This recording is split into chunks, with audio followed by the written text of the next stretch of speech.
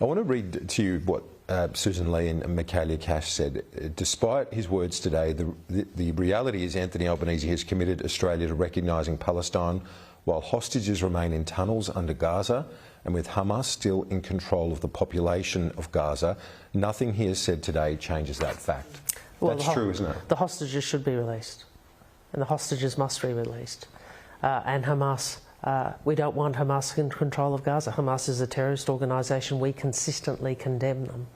But the question here is, well, what do we do? You know, there's two alternatives here, Kieran. We can continue to have more of the same. More death, more destruction, more civilians starving, more military action, more people killed, more pictures of children. Or we can say we have to try and find another way. And I'm not pretending the road is an easy road, but it is the alternative that the international community is compelled to walk down. The other path, though, is the one led by the US, and this is a point made by Michaelia Cash and Susan Lee as well, is that the key player in trying to solve this is the US. And Marco Rubio, your counterpart, who you spoke to, I think, yesterday, he says premature recognition is going to derail the ceasefire talks. Well, I don't think anyone looking at the decision of the Israeli cabinet to engage in a large-scale invasion of Gaza and Gaza City in particular would say that the key problem for a ceasefire at the moment is recognition by Australia. Like, I just don't think that logic bears out. What I would say is, the US has a unique role. We support the work that President Trump and his envoy, Mr. Witkoff, are doing to broker a ceasefire. We support them in their call for hostages to be released with dignity. Of course we do. But at the moment what we see is an escalation of the conflict. And so the choice the international community have is, do we do more of the same, or do we try and find a pathway to peace? And the work that is being done, it's not us alone, with so many countries in the lead up to September, is to try and find a different way out of this. Macron, the French leader, when he announced it, the Prime Minister then said he didn't want any move by Australia to be a gesture.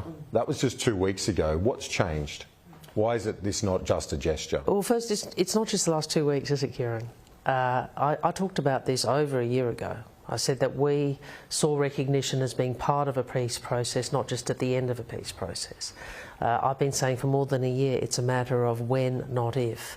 I have been saying, we want to look at when we can have the best impact. That is precisely what the Prime Minister has been saying for a very long time now, including the 2 weeks ago. And since then, what we've engaged in diplomatic coordination with other countries. You see that. It's a very coordinated approach. We're part of it. Is there a part of you that looks at this, and I know it's a historic moment, but is there a part of you that says it's quite a sad moment as well, given we were one of the first nations to recognise Israel, it's the only democracy in the Middle East, and now this is a real split with a country that I think it's fair to say we've been allied with for many, many years? I'm deeply saddened by what we have seen. I'm deeply saddened and horrified by what we saw on October 7. We all are. The largest loss of Jewish life since the Holocaust in a single day. I'm deeply saddened by the loss of civilian life since.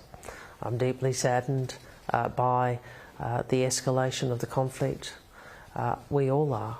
So the decision a government has to make is, what do we do in these circumstances when there is no perfect outcome?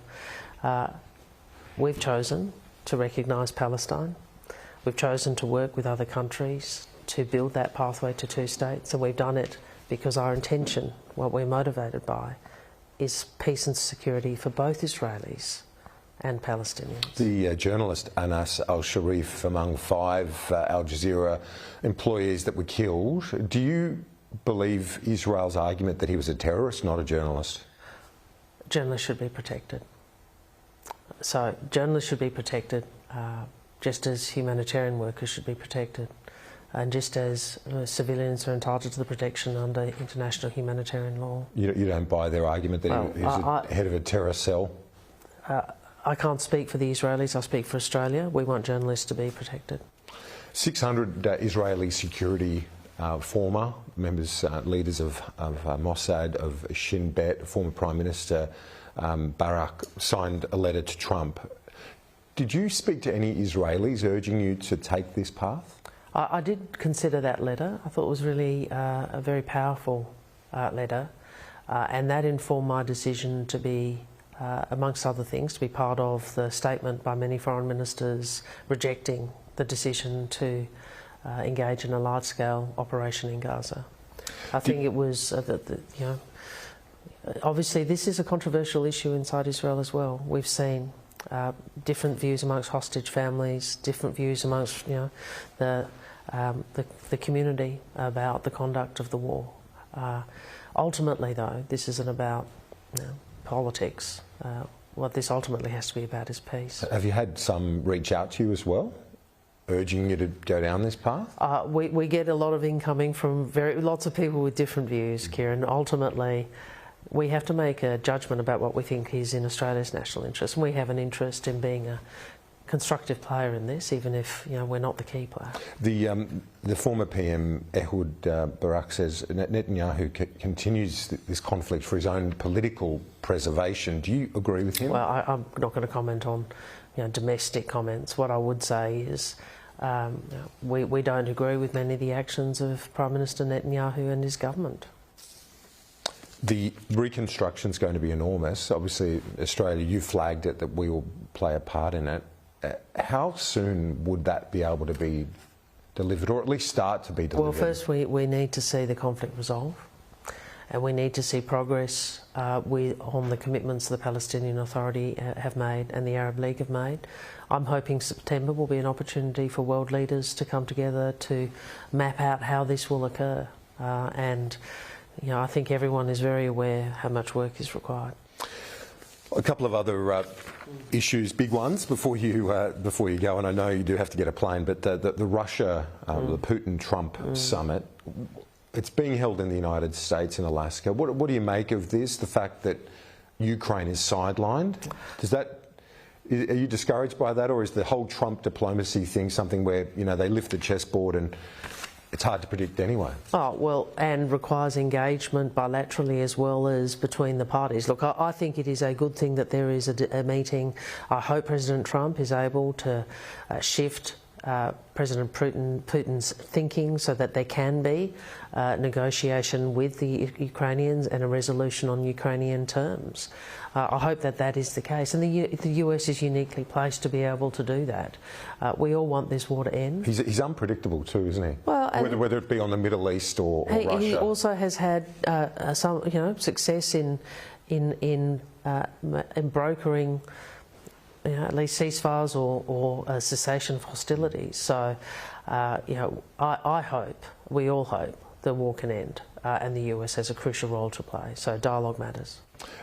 You're heading to Vanuatu today, obviously for work reasons, but it's quite a high level. Yeah, very clear, not a holiday. No, not a holiday. It sounds nice this time of year out of Canberra, but you're heading with a very senior delegation. I was surprised for a bilateral visit, without getting sort of too pointy-headed. This is quite a high level, you and the Deputy Prime Minister, to quite a tiny nation. Why so much focus? And the Minister for the Pacific as well, Pat Conroy. So 3 cabinet ministers, including two members of the leadership group of the government, and it reflects the priority the Pacific has. The Pacific is central to Australia. It's essential to our stability, to our security. We are a very we're a Pacific partner that needs to be and wants to be more engaged. This reflects the priority that we have for the Pacific, and the respect that we do have for Vanuatu and other members of the Pacific family. And you spoke to your US counterpart about the region yesterday. Is there a recognition, do you think, in this administration? I know the Prime Minister hasn't met with President Trump yet, but really the main game for us and for the United States is all about the Indo-Pacific, not to be distracted by other issues. One of the things about Secretary Rubio, and he's very consistent, And if you look at what he said over the years, what he said in his confirmation hearings before the Senate committee, it is the same as what he discusses with me bilaterally and in the Quad, which is a recognition of precisely that point. I have said the future, the world is being reshaped, the focus of the reshaping is in our region.